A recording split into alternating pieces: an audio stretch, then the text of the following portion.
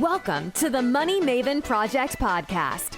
If you're here to learn how to obtain freedom over your time and money through real estate investing, you're in the right place. Create the life you want by living with intention and becoming a maven in mindset, money, and real estate. Now, here's your host, Justin Monk. All right, welcome to the Money Maven Project podcast. Welcome, Clay Rockwood. Super excited to chat with you today about wholesaling and kind of your journey so far. So Clay is the co-founder and partner of Utah House Buyers and oversees the financing there. He has been acquiring and managing multifamily properties full-time since 2009. Clay began his career as a real estate agent and broker more than a decade ago, and shortly thereafter moved into acquisitions, renovation, and disposition of both residential and commercial properties.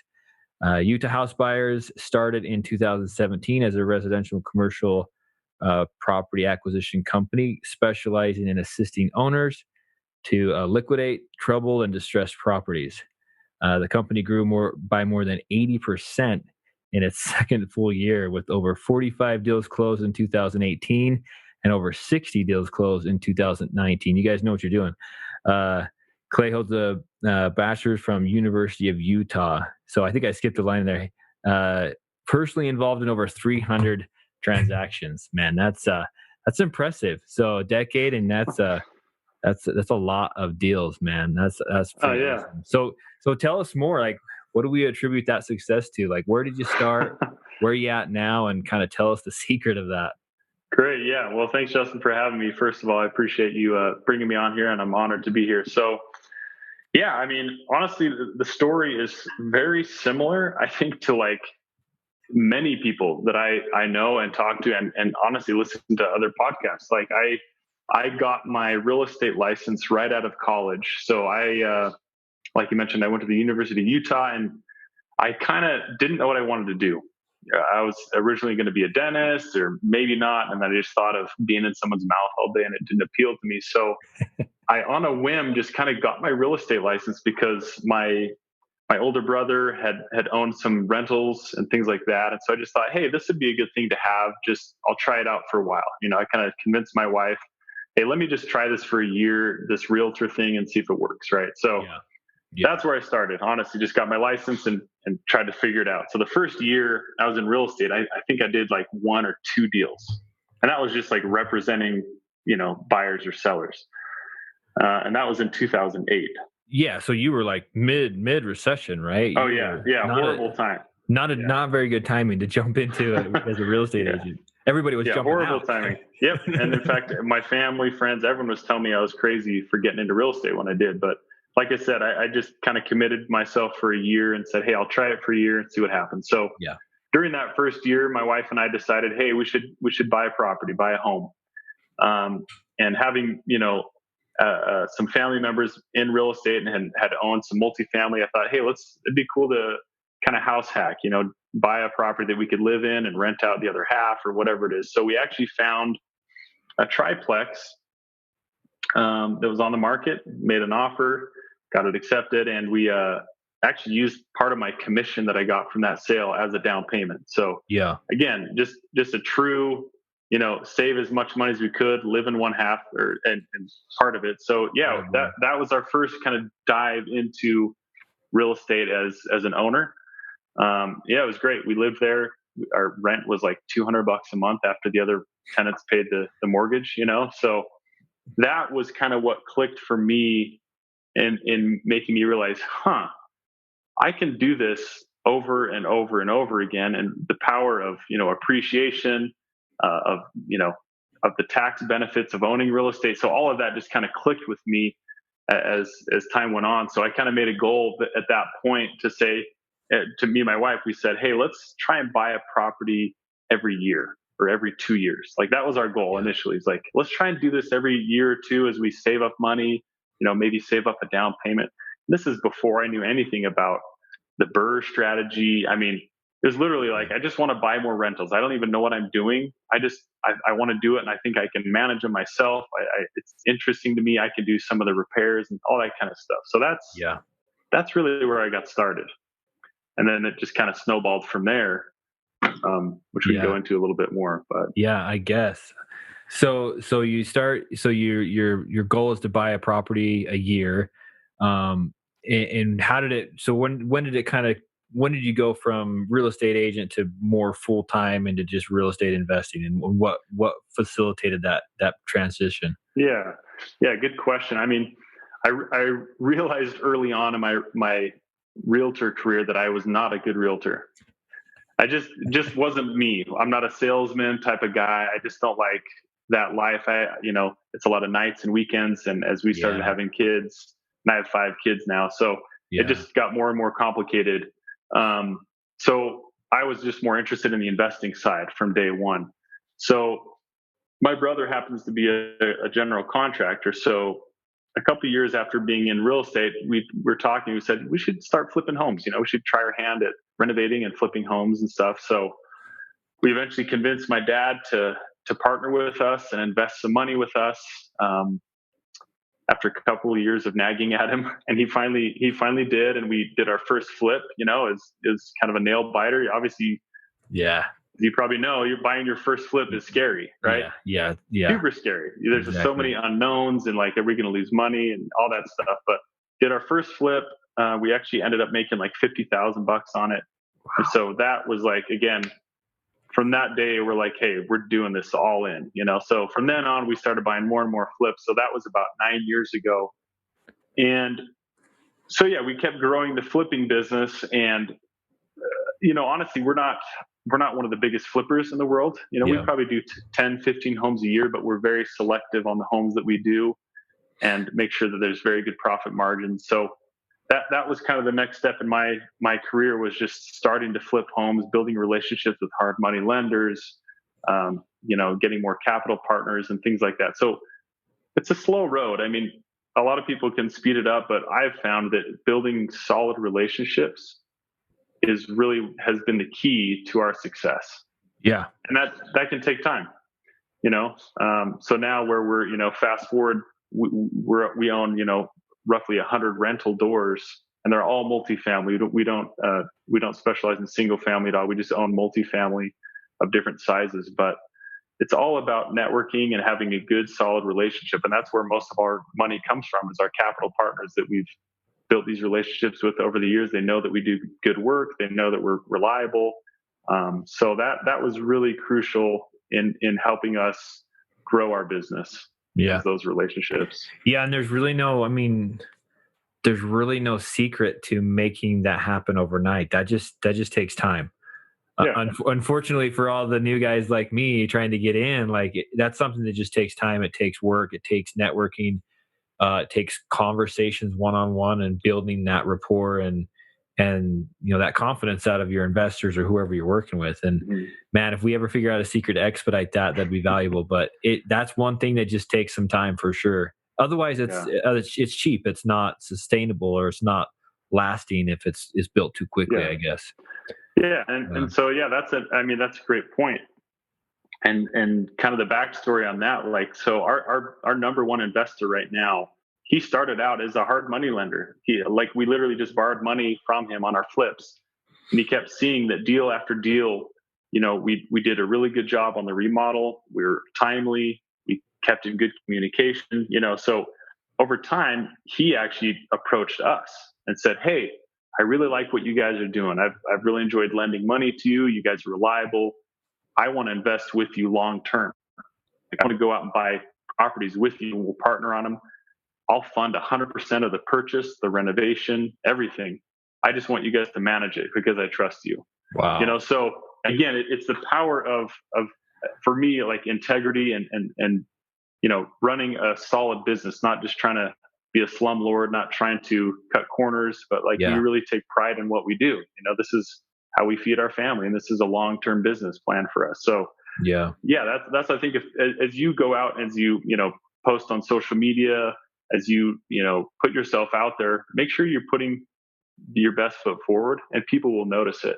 So that would be my encouragement to some maybe newer investors. Where do I start? What do I do? Well, just start somewhere, and then show people that you're reliable, that you take this seriously, that you can be trusted, and honestly, it's the power of mindset, kind of like, we were talking about earlier. It's you'll attract like-minded people that see you and value what you bring to the table, and it just kind of falls into place. Yeah. That's so cool. And that's such a great example. So this guy is initially a hard money guy. I don't know how much money he's loaning you all at once, but comes to you and says, "Hey, you guys are good enough. I trust you enough. Let me help you buy multifamily," essentially, right? Bigger deals, funding the purchase, the rehab, and taking a cut of that, which that's a great way. And I don't know, like I said, that's just going to take time to develop that, but what a great story there.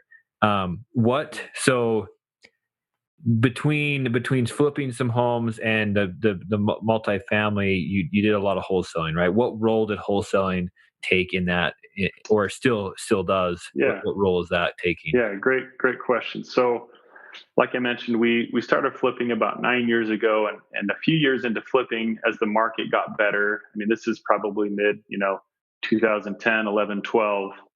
As the market's getting better, at least here locally and nationwide, honestly, it just got more and more competitive to find good flips, right? The prices were going up. There's more investors jumping in the game, and it became harder and harder to find good deals.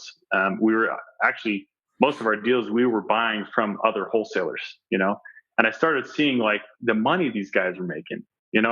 One wholesaler that I worked with here locally, I think one year I made him $100,000 just in wholesale fees. And he had zero risk, didn't take on, didn't lift a hammer, didn't do anything. He just literally found the deals, sold them to us, and we'd have to go and do all the work. So this kind of got my wheels spinning, like, hey, maybe I should go out and start finding my own deals. I'm not going to rely on other people to bring me deals. I want to start finding my own stuff. So that's kind of what first sparked my interest into wholesaling. And started researching it, taking some courses, YouTube University, all that kind of stuff. Yeah. And eventually met up with my business partner at a wholesaling summit here in Salt Lake City.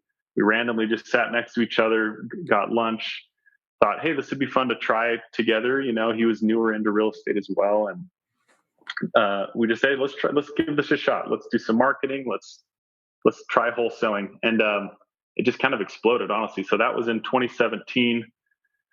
And like you mentioned, we started a little small, and it's just been growing since. And like this year to date, we've already done 46 deals. So we're on track to do 90 to 100 deals this year just in wholesaling. And we have a team of 14 employees now, that kind of run the whole business. So it's been good. So the thing I've learned, having worked as a realtor, as a flipper, now as a wholesaler, and as an owner of multifamily properties, I can definitely say that wholesaling and the opportunities that it's opened up to us has been greater than any other niche in real estate.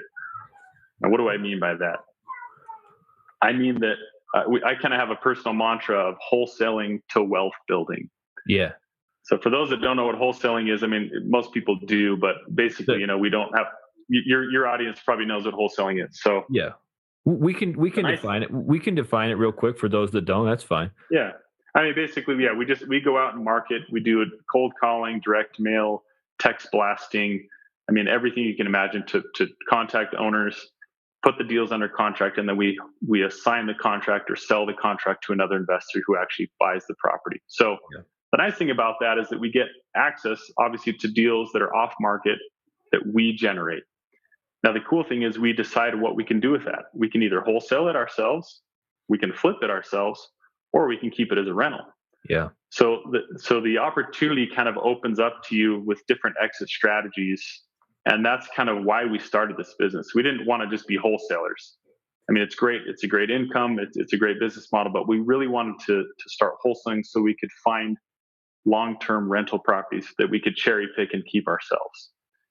And so that's why I say wholesaling to wealth building, because really it's not just about a monthly check. It's about building our portfolio of long-term rentals that's going to produce income, forever. Yeah, no, that makes perfect sense. You kind of can, if you start with wholesaling, you have the selection or the choice of, based on how fast you can take up your own properties, you can grab the best ones, the ones that you don't want, you're wholesaling them off. You've got the options there, which is awesome.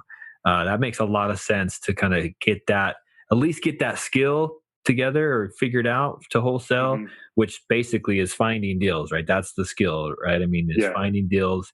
I'm sure there's some negotiation of closing that deal and getting that deal under contract too. But once you have that, and then you can either keep it or move it along. So that's great advice, great points. Yeah, for definitely. Sure. That's awesome. So you're doing. So tell us. I mean, what are you telling? So somebody like me, when I tell you that I don't think there's any deals in this market right now, how are you finding those deals, and what does it take to find deals in a market like we have right now? Maybe even pre-COVID, right? We're in the middle of COVID right now, but what does it take to find deals in a market in this stage or phase? Well, first, I mean, I would go back to the mindset. That's been huge for me. That's been game changer. You have to, first of all, believe that there are deals. Yeah. If you don't believe in it, it's not going to happen. So first thing is just believing like there are opportunities out there, and there always will be. And I always tell people, like, I'm always amazed that there's always someone ruining a property somewhere. And that's what we're after, right? We're after distressed properties or people in bad situations. There's always people making bad choices somewhere. So there's always going to be opportunities. But on top of that, the mindset, it's being consistent about talking to people, right? The more people you can talk to about selling their property, the more chances you are going to get properties under contract. So it's just a numbers game. Honestly, there's no secret. Obviously, we've built systems and processes to manage all of that. But really, when you come down to the fundamentals, it's just a numbers game. Yeah. If I call 10 people today, maybe one of those will be interested. So if I call 100, I mean, right behind you is the 10X rule. Great book. Yeah. That's perfect example. Whatever you're doing, do it times 10. You'll have 10 times more opportunities, right?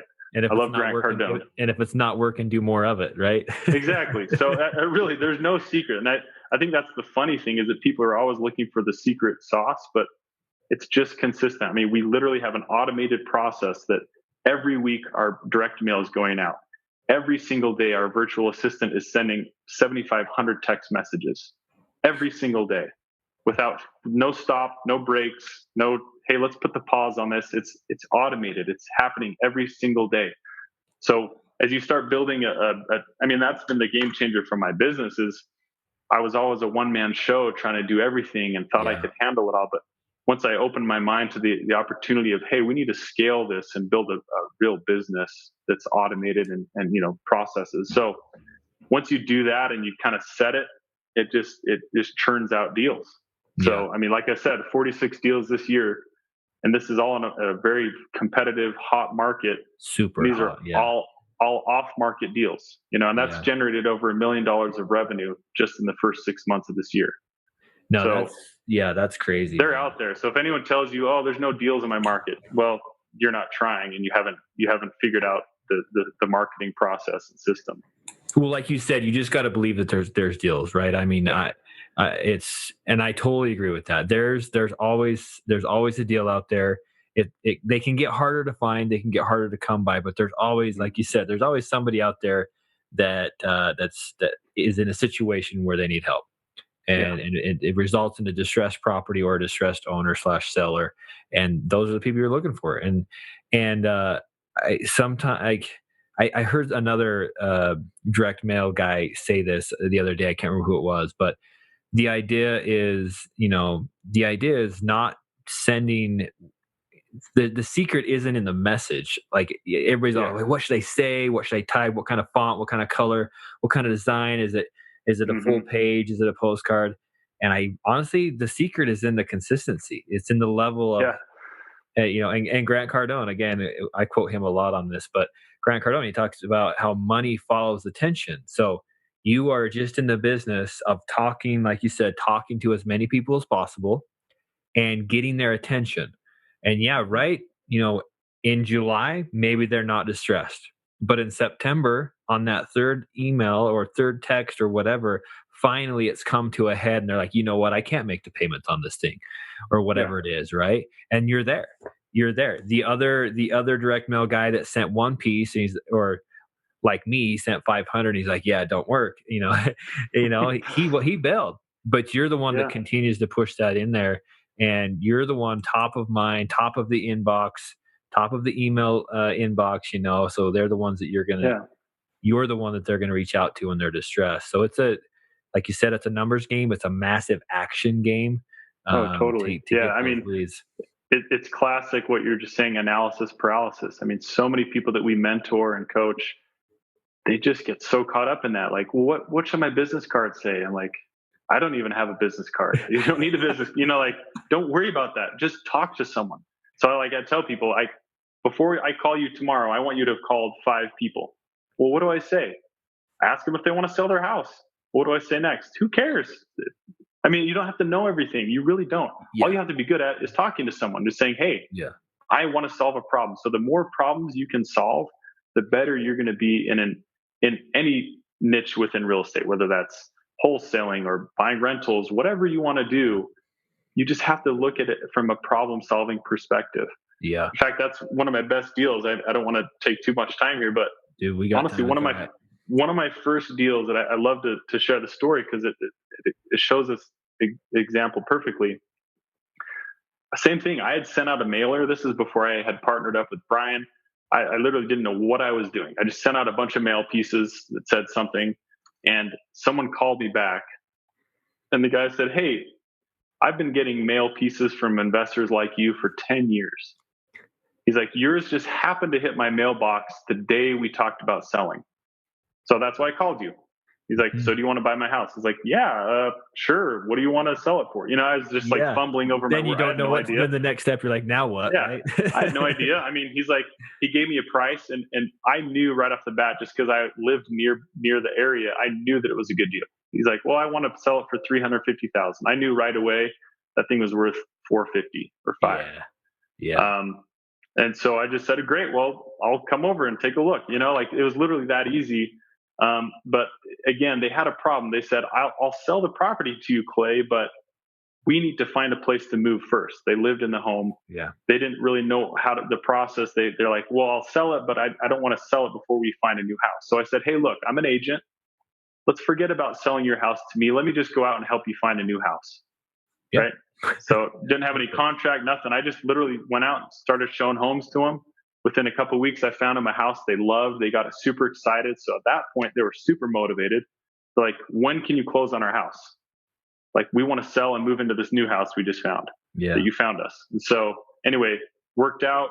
I bought the home from them, actually wholesaled it, didn't even buy it. So I wholesaled it to someone else. And on that deal, I made $85,000 on that one deal. So that was kind of what started my wheels. Again, that was I think my second wholesale deal I had ever done.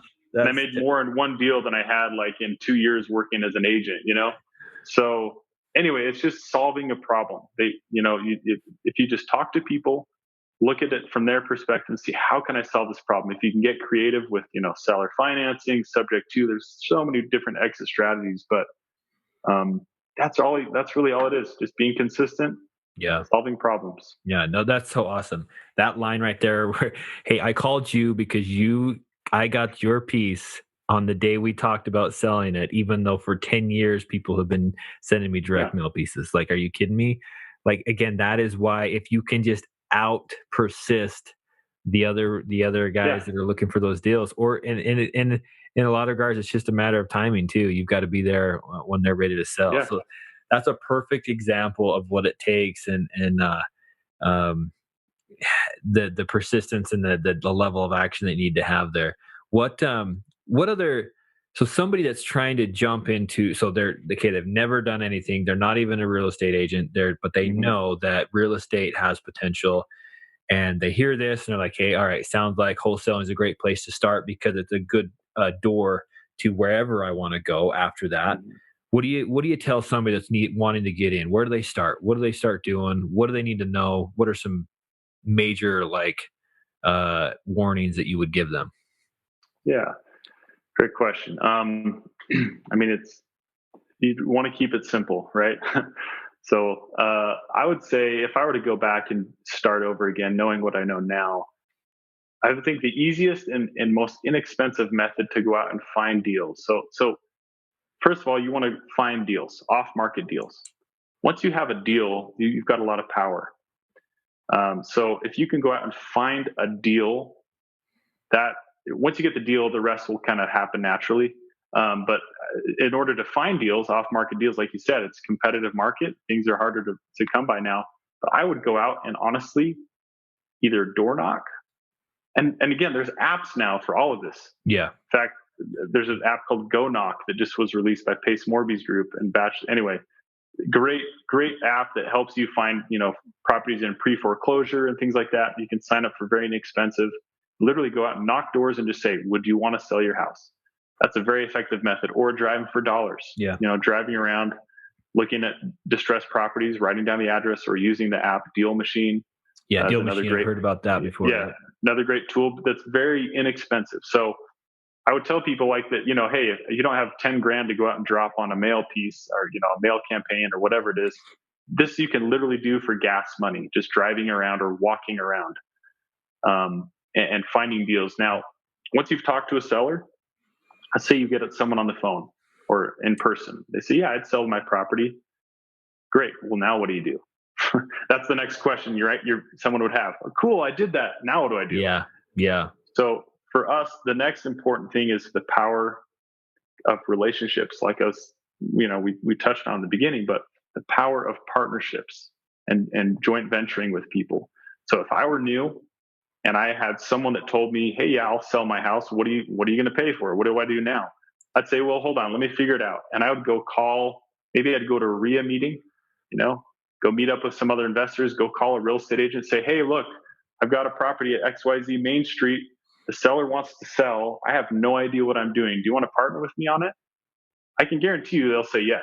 Yeah. Any normal investor would say, I'd love to partner with you. Yeah. Split the profit, or I'll give you a portion of the fee, whatever it is. Yeah. And then you just learn from them. Right. So that's where I would start. If I was going to start all over again, I would start building relationships, start going to RIA meetings, start networking with other real estate investors, whether they're flippers, buy and hold guys, commercial brokers, whoever it is. You're going to find value, and there's going to be some synergy there. But once you can just go out and add value to them and say, hey, I've got a potential deal here. I want to help you out if you'll help me out. Yeah. Everyone's going to say yes. Yeah. No, that's awesome. And that's going to protect you a little bit from making any silly mistakes initially on your first deal. Exactly. Right? They'll know how to do it. They'll be kind of a safety net there. So in a sense, it's a mentorship that you don't have to pay for. Right. I mean, exactly. I believe in mentorship. I believe in having somebody to coach you along, whether you're on your first deals or wherever you're at. I mean, it's always nice to have a mentor that's further down the road than you are. I believe in that. But in this one, you're going to make money on the mentorship program initially, not having to pay for it, which is awesome. Or even if you said, hey, I don't even want a fee on this, if you'll just kind of coach me along and help me and show me what you do. Yeah. I mean, it's, so again, you have to provide some value. Yeah. And once you do that, you'll learn a ton with the first 2 or 3 deals. You know? That's exactly right. That's why that skill, if somebody starts in wholesaling, they're going to learn that skill of finding deals, which ultimately is whether you're flipping, using the BRRRR method, or wholesaling, or whatever. It doesn't matter. Like, you have to be able to find deals. So the wholesaling skill is awesome. Direct mail, whatever the method is, to get started. And it seems like you just explained, it can be very inexpensive to start. Saturday afternoon, you're driving for dollars using the Deal Machine app, or you're knocking doors. I mean, that might be whatever, $10-$20 a month for the app sometimes, but you can get into this for very low cost. And if it's a wholesale deal, you're not having to buy it. You're wholesaling it. No risk. Exactly. Yeah, it's so awesome. So I think it's definitely, I didn't start in wholesaling. I just went directly to buying and renting my properties out. But looking back now, I'm like, hey, that makes a lot of sense. I guess it's not too late. I can always do it, right? No, and flipping is great too. Like, we still flip homes, right? So we don't just wholesale. We still flip homes. We cherry pick those and do it. So I think whatever niche you want to get into, that's fine. But it all comes down to finding the deal, right?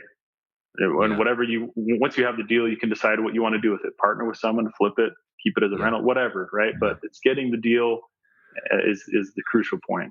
Yeah. So I think another big obstacle, especially for me right now, where I'm at in my journey, but I'm sure others are facing it.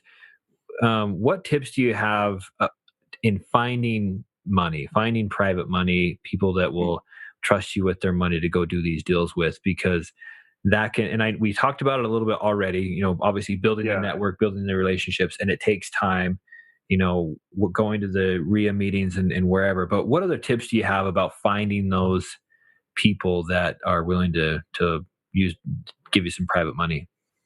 Yeah. I mean, it makes it easier when you have a track record, right? Yeah. Now, for those that don't have a track record, where do you go? I mean, honestly, like with us, we started with family. It took me 2 years to convince my dad to lend us money. And finally, he literally had a dream one night that we were making a lot of money flipping homes, and he's like, "Okay, I'm ready to do it." It literally took a dream for my dad to invest money with us, but for 2 years we had no money, right? So you can start with family, friends. Come up with a good business plan, a solid business model that you think will work, and go out and pitch it to people. There's always family or friends that have money that's just sitting there and they'd be willing to invest. So again, networking, going to RIAs. I feel like now there's a multitude of money out there that wants to be placed. Yeah. Right? So if you can just in a very organized manner, present a deal to them or an opportunity, most people will probably invest with you if they're protected, right? Yeah. The other thing, honestly, like that we've been doing over the last year or two is building good relationships with local credit unions and banks. You'd be surprised. I mean, there's a lot of different options out there, even for single family, properties, whether it's a flip or a buy and hold, a rental. Like you want to keep a rental that they won't fall into the traditional like Freddie Mac, Fannie Mae loans guidelines.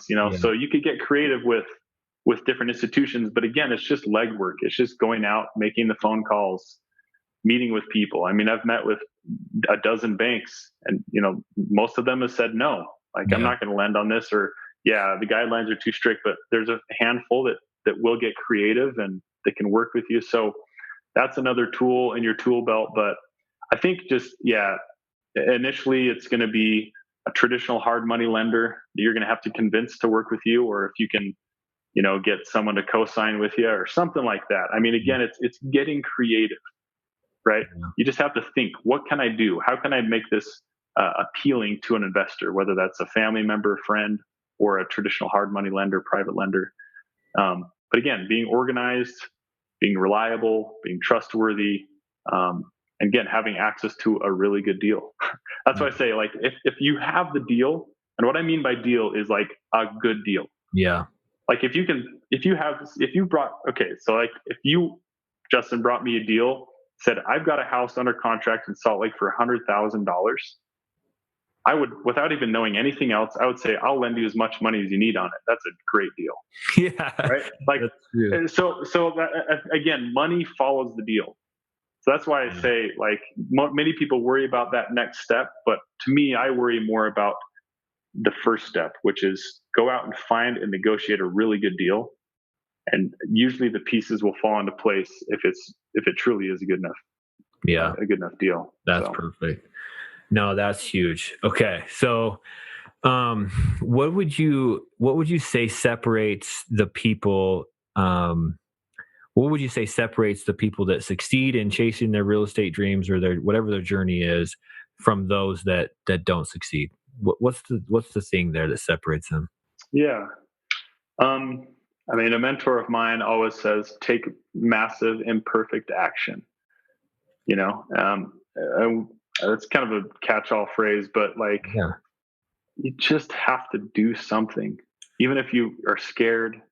If you don't know what's going to be the outcome, there's a lot of risk. Well, yeah, there's risk, but that's what real estate is. Yeah. If you can't handle it, then you should stay at the 9-to-5 job, right? Yeah. Right, exactly. But I would say on top of that too, for me, like I said, what was the game changer has been building systems and processes that are scalable. that's really what's taken me from just a one-man show real estate agent and even flipping. I mean, we were making a good income flipping, but it was a constant grind, right? Like I basically I thought, sweet, I'm going to be a home flipper. I'll be my own boss. I'll have all the freedom in the world. But I just basically created a new job for myself. Yeah. Right. But with building systems and a team and processes that are scalable, you can really, like I mentioned, we have a team of 14 people now. And when you can automate your marketing, you can automate your calling, you can automate all of these daily tasks that you'd normally do and try to do yourself. That's really what opens up the door to really creating an actual business. Yeah. That runs without you. That's perfect. Now, again, that's complicated because there's a lot that goes into that, but that would be where I would, what I would say. Yeah, but doable. I mean, totally achievable. On the platform and with the Money Maven project, we talk a lot about, if it's what you want. We talk about how real estate can get you out of that 9 to 5, or at least out of the 9 to 5 that you don't like and into something that you do like. Yeah. Even if it is a different job for you, at least it's something different. And hopefully, if you run it right, like you're saying, it can potentially give you a lot of freedom of time. And the project, our goal, or my goal, is to help people see what they've got to do to have freedom of time and money. I don't ever want to hear somebody say, I don't do that because I either don't have time or I can't afford it, especially when it's something that they really like to do. I don't think that's what life's about. I think that life should be enjoyed. And I think that life can be what we make it and what we design of it. So that's what real estate is for me. It's about how can I create the life and get that freedom of time and money and still be busy and hustling and, slinging deals and stuff. That's exciting. But I want to be able to have that freedom of time and money to do what I want when I want to. Totally. Tell us more about, so what is your why? Like we've talked about kind of where you got started and some of the motivation behind it. What's the big why that's driving you now? Yeah. I mean, I think the easy answer to that would be my family. Right. But to me, it's more than that. I really want to be able to go out and impact people and help them change their life. Right. That wholesaling is cool because we get to solve people's problems. We get to see sellers get out of bad situations. So that's rewarding in a sense. But beyond that, I really do. I mean, I love what you're doing. With the podcast, we're starting a coaching program. And honestly, my goal is to be able to help as many people achieve financial freedom as possible. Yeah. Through real estate investing, because that's what I know. I mean, there's other ways to achieve financial freedom, but within the realm of what I understand and know, I believe that real estate is one of the most powerful methods to do that, and it is achievable. Great. That's the thing. Like, I look at a Grant Cardone or someone like that, and it just seems so far away. It seems he's on the next level, like flying in jets and stuff, But going back to what you just said, I really like that about the freedom of time to do what you want, when you want, where you want, for however long you want. A few years ago, I was, it was always like I was trying to beat my last year's revenue. I was like, I want to make more this year than I did last year. And I just kept working harder and harder and harder. And I was making a great income, but I was miserable. Yeah, I really was. I was just miserable. Even as a realtor and as a flipper, I really was miserable. And so the next year I made a bunch of changes, and I actually made substantially less money the next year, but I had way more free time and I was way happier. So it's not all about how much money you're making. It's kind of like you said, it's about the balance of what you want to do. So for me, that's what it is now. Like I've talked about, the automation.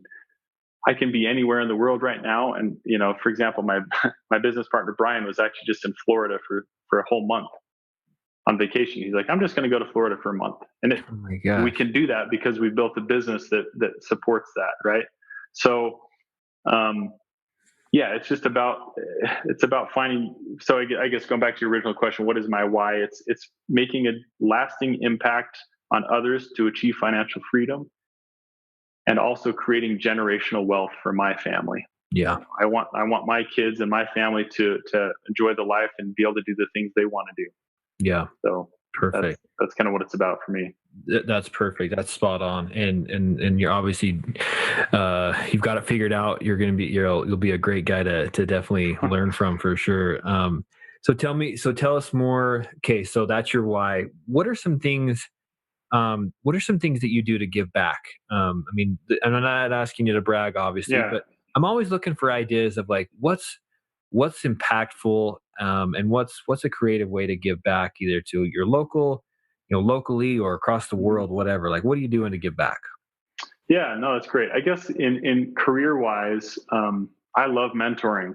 Like the other day, I went to lunch with a 16-year-old kid that just literally called me up. He's like, I want to learn about flipping. How do you flip? And I just went to lunch for 3 hours and told him everything he needed to know. He probably won't remember half of it, but and then it's, like, I just love teaching people if they're interested in learning.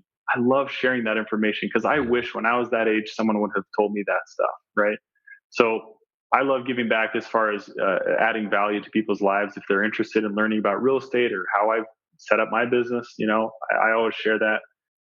We also, try and get involved. Like we mentor a refugee family, me and my wife and our kids. So, just things like that. We actually have a goal of creating a nonprofit to eventually help underprivileged children locally and internationally. So, and we have some of these lofty goals that we want to do, but for me, the biggest, I guess, current give back is, just mentoring, just helping people learn. And everywhere I go, I talk about real estate and I preach it, and I tell them about it. It just gets me excited, like all the ways that it opens up opportunities.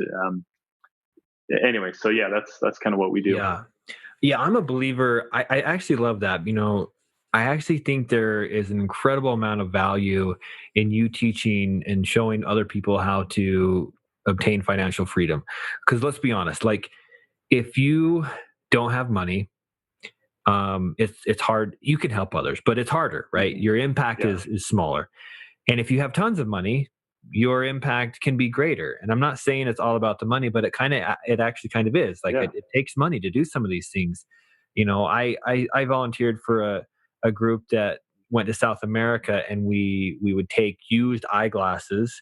We'd figure out what the prescriptions were in them, and then we would test people's eyes, and then we would line them up to the closest eyeglasses that we could. Some guys were getting like big grandma ones, It was pretty funny, but they were blown away because all of a sudden, after years of not being able to see, they could see, and it was huge. Mm-hmm. But flying down there, all that stuff takes money. So my point is I think we can attack this in two ways. We can help people by spending money and doing whatever it is that we can to help people, whatever their needs are.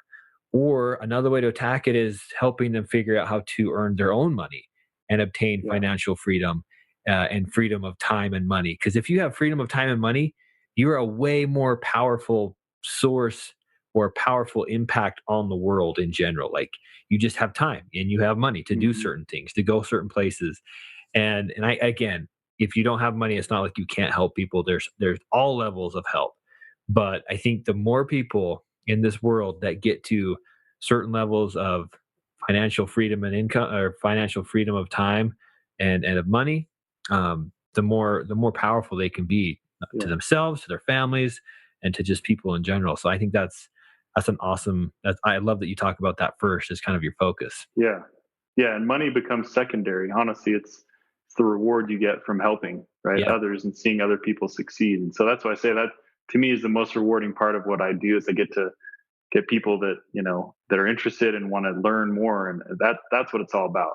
Right? Yeah, just helping others progress in their journey. So I love that. Cool, man. A couple last questions here, and then we'll let you go. I really appreciate your time. What's your favorite business book that you've read and most impactful for you? Oh man, there's so many. One I recently read that I really loved is The Wealthy Gardener. Okay. Haven't read that one. I forget the author. Very good. Yeah, he makes a lot of there's a lot of symbolism with gardening and wealth generation, and it actually ties in real estate as well too. So yeah, just great principles to live by. So I really would recommend people read The Wealthy Gardener if they want to. That's like a great book for anyone to read. Honestly, like experienced or inexperienced. Yeah, that's a perfect book. Perfect. Okay, good. What side note, kind of what things do you like to do? What are your other passions outside of obviously making money and doing real estate? Yeah. So again, I have 5 kids. I love spending time with my family. I actually mountain bike quite a bit. In fact, going to Colorado today to go mountain bike. So mountain biking, hiking, a lot of outdoors activities. We love living here in the mountains in Utah, and we're outside all the time. Utah's a great place to like the is. outdoors. That's for sure. It's great. Yeah, we love it. Yeah. So this is not a question that I normally ask, but you jarred it with the fact that you're leaving this afternoon. So it's a Thursday afternoon. You're taking off to Colorado. Your partner was in Florida for a month. Like, how? What? So you what's that like? I mean, it sounds like you've got some freedom, right? You've got some options. What's that like? Obviously, let's just help all the listeners understand that it is possible to achieve that level of freedom of time. Because sometimes we might doubt it when we're all in the trenches. But the other thing is how do you balance it? Like, if you have the 10x mentality, you're just grinding away all the time, and you're just pushing and pushing and pushing. How do you balance taking some time out? Because me, sometimes I can feel guilty if I do take some time. I can easily feel guilty for taking some time, feeling like, well, man, I could get this much closer to my goals if I just stayed on the grind and keep going after it. So how do you balance that? That's a great question. And honestly, it's for us, it's been through building a solid team. So, when you're not working, or I don't know if you, but the average person that's working, right? If you're not working, if you're not there doing the work, the money's not going to be coming in, right? Yeah. Well, when you can build a process in it, like I mentioned, if we're all about automation, systems, and processes, and so now we have a COO that basically runs our company. So he's in charge of our whole team. He's in charge of all our goals, the daily and weekly and quarterly numbers, making sure everything runs. So literally, it's to the point now that when we're on vacation or I'm at home, I'll pull up my email and say, oh, we had 2 deals closed today. I've never even seen this home. I've never talked to the seller. I don't even know what the home looks like. I don't even know what price we got it for, but it's because we've built over time slowly. I mean, it's not like we just jumped in and hired 14 people. Yeah. At day one, it was me and Brian making the phone calls, sending out the marketing, figuring it out, but you make one hire. We hired an acquisition manager who started, taking over the phone calls. And then we hired a disposition manager to start selling them to cash buyers on the back end, so it's a slow process. It's taken us 3 years to get here, but with the goal in mind that that's what we wanted. We wanted true freedom. Yeah. Because I think a lot of people think, oh, I flip homes, I'm free now. Like, well, okay, where's your next deal coming from? Yeah. Well, I gotta go figure that out. I don't have to figure it out. It's figured out. Yeah. Our process is already in place. All of our employees are working every single day, whether I am or not. Yeah. So it's possible to get to that point. And I'm telling you right now, like for you and your listeners, I was in that same place. I was like I mentioned, I was unhappy, grinding every day, making a lot of money, but super unhappy because it was all up to me. If I stopped, everything stopped. Yeah. And I realized I don't want to live my life like this. I don't want to go till I'm 7. My dad's 75 and he's still not retired. Wow. So I don't want, I look at that and I don't want to be that. What can I do different? And it's really about building a solid business with team members, with processes and systems that can automate that for you. So again, it's possible.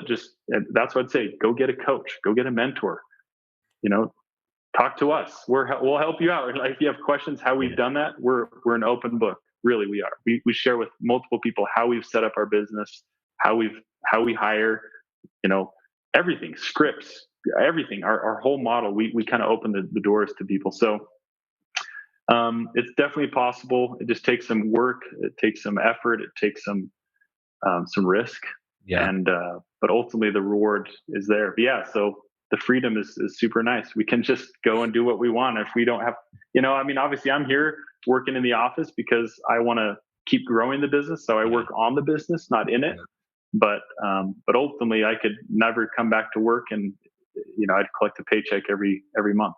Yeah, that's perfect. Awesome, man. Well, I appreciate this conversation. I think it's been great. Hopefully the listeners are getting some nice gold nuggets out of it. Where can they find you? Where can they follow you? Or if they want to reach out to you, how can they contact you? Yeah, you can contact us. I mean, our website, utahhousebuyers.com. They can reach out to us. You can follow me on Instagram at Clay Rockwood. I have a page there where I share tips, tricks, I walkthroughs of properties. So they can always follow us there. Yeah, perfect, man. Thank you so much, man. Enjoy your time in Colorado. We'll look for some pictures on your Instagram. Sounds good. Yeah. Thanks, Justin. I appreciate it. Yeah. Have an awesome time, man. Take care. All right. You too. Thanks for listening to the Money Maven Project podcast. A true maven shares knowledge with others, so be sure to share this podcast and leave a review. Thanks so much, and until next time, live life with intention.